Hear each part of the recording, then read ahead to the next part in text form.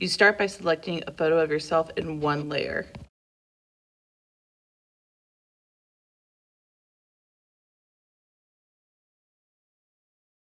I'm now moving to the second layer. You see me moving it up, and I'm now pulling my picture of my animal and enlarging it to make sure it covers my face.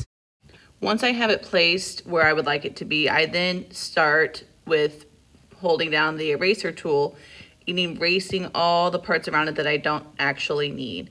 Because for this project, we only need the face of the animal. We don't need the whole body of it.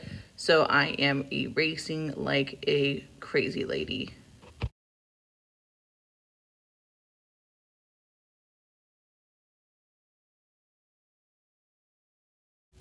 You'll notice that I moved another layer up on the far right hand side to where it's just a blank layer. That's going to be my drawing layer. So I have my photo layer of myself, I have a layer of the animal, and then I'm going to have a drawing layer. Now you can have more layers than this. Maybe you want a layer for the ears, a layer for the eyes, so on and so forth. And what's nice about the layers is because you're able to then just erase the layer that you didn't like. I didn't do that for whatever reason, but this works well for me and I can edit as I see fit. Next, I'm going to talk with you about my all-time favorite tool. It is the color selector tool. So whenever you click the color, there is it looks like a little dropper.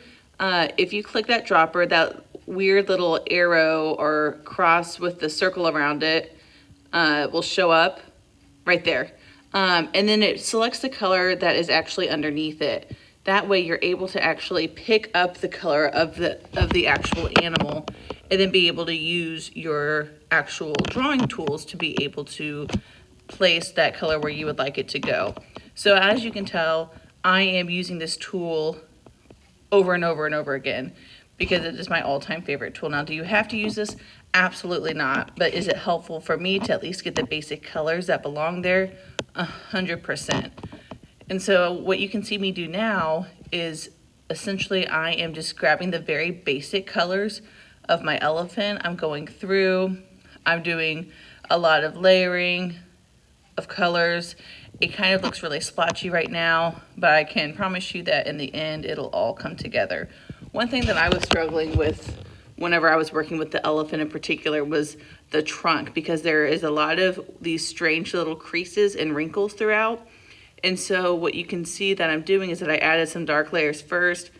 I'm going through it and adding some gray, some brown. So just because we know that an elephant is typically a gray color doesn't mean that you would not add other colors as well. So I know that at least in the ears and in the right side of the trunk, there's a lot of like tans and browns along with the gray. So don't be afraid to add colors that you think may not always go.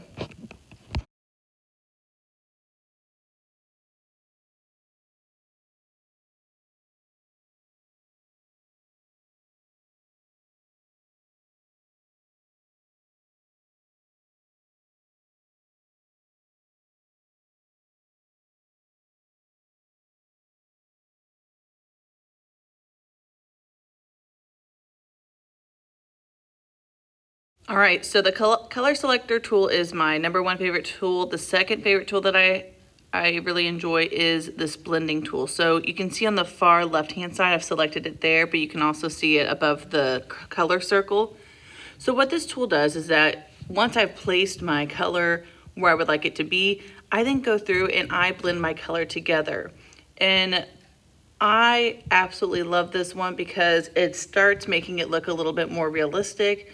It would be like, it's just like a natural layering tool, blending some of the colors together versus just keeping it looking splotchy like it was before. So I use this tool like crazy along the trunk because trying to get all those creases and folds was very, very challenging.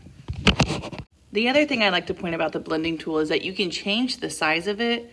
And so the larger the size it is, obviously the larger area that it takes up.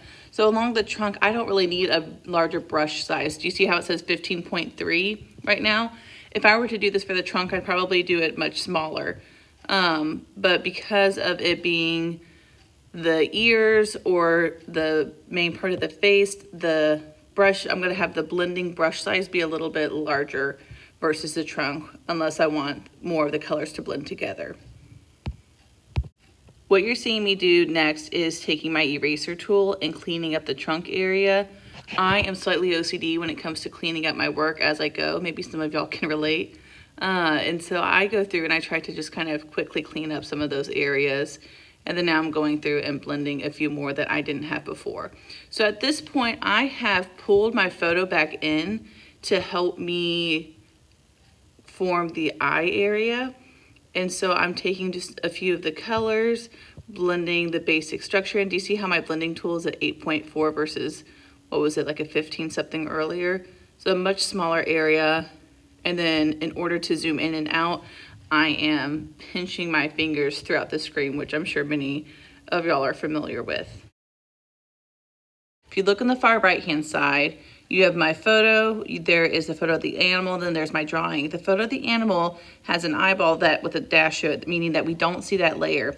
So the only two layers we see right now is the picture of myself and the drawing that I've created so far. So it's important as you're working that you are keeping in mind your layers that you are creating. So if you are only wanting to work on that particular layer, you've got to make sure that it has that blue box around it, okay? Otherwise, you could be working on a different layer that you didn't mean to be working on. And that is how I created my elephant.